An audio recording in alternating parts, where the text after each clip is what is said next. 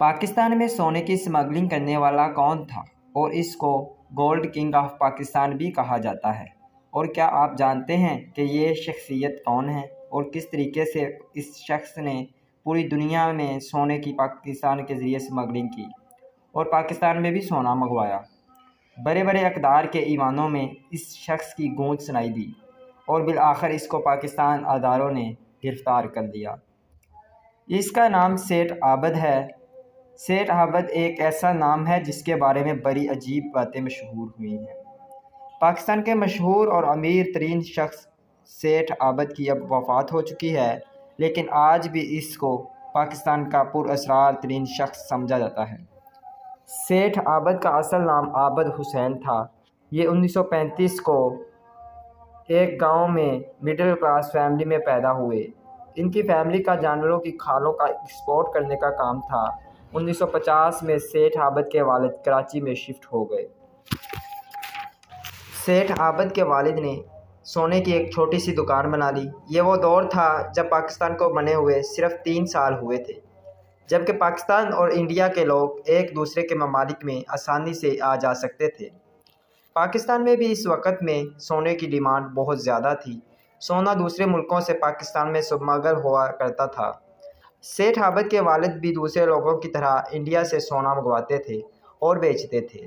سیٹھ عابد اس وقت بہت چھوٹے تھے، لیکن انہوں نے اپنے والد کے ساتھ کام کرنا شروع کر دیا اور وہاں پر ان کی ملاقات ایک شخص کاشف سے ہوئی جو انڈیا سے پاکستان سونے کی اسمگلنگ کا کام کرتا تھا، تو سیٹھ عابد نے ان کے ساتھ مل کر کام شروع کر دیا۔ بہرحال اگلے 2 سالوں میں سیٹھ عابد انڈیا سے سمندر کے ذریعے سونا اسمگل کر کے کراچی لاتے تھے۔ ان کا کام بہت زیادہ چل رہا تھا، لیکن اتھارٹیز کی نظر ان پر پڑ چکی تھی۔ اس لیے سیٹھ عابد نے حفظ با مقدم کے طور پر پنجاب بارڈر سے بھی سونا لانا شروع کر دیا، لیکن اپریل 1958 میں سیٹھ عابد کو کراچی میں کسٹم اتھارٹیز نے گرفتار کر لیا۔ ان کے پاس سے 3100 تولہ سونا برآمد ہوا۔ سیٹھ عابد کو 5 مہینے کی جیل ہو گئی۔ یہ پہلی اور آخری دفعہ جیل گئے تھے۔ اگلے 8 سالوں میں سیٹھ عابد کا نیٹ ورک دنیا بھر میں پھیل گیا تھا اور ان کے لیے گولڈ لانے کا کام کرتے تھے۔ سیٹھ عابد کراچی میں کئی جائیدادوں کے مالک تھے۔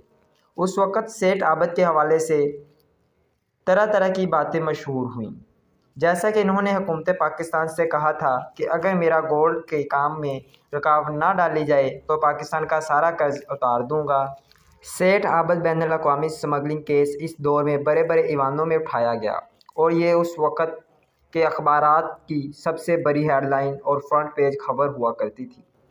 وقت گزرنے کے ساتھ ساتھ سیٹھ عابد نے گولڈ کا کام ختم کر دیا اور یہ پراپرٹی کے بزنس میں آ گئے۔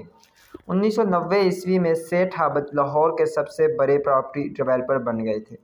ان کا یہ بزنس ان کے بیٹے حافظ ایاز احمد چلاتے تھے۔ اس وقت ان کو پاکستان کا امیر ترین آدمی کہا جاتا تھا، لیکن اس کے باوجود سیٹھ عابد نے ایک پر اسرار زندگی گزاری۔ ان کا انتقال 8 جنوری 2021 کو ہوا۔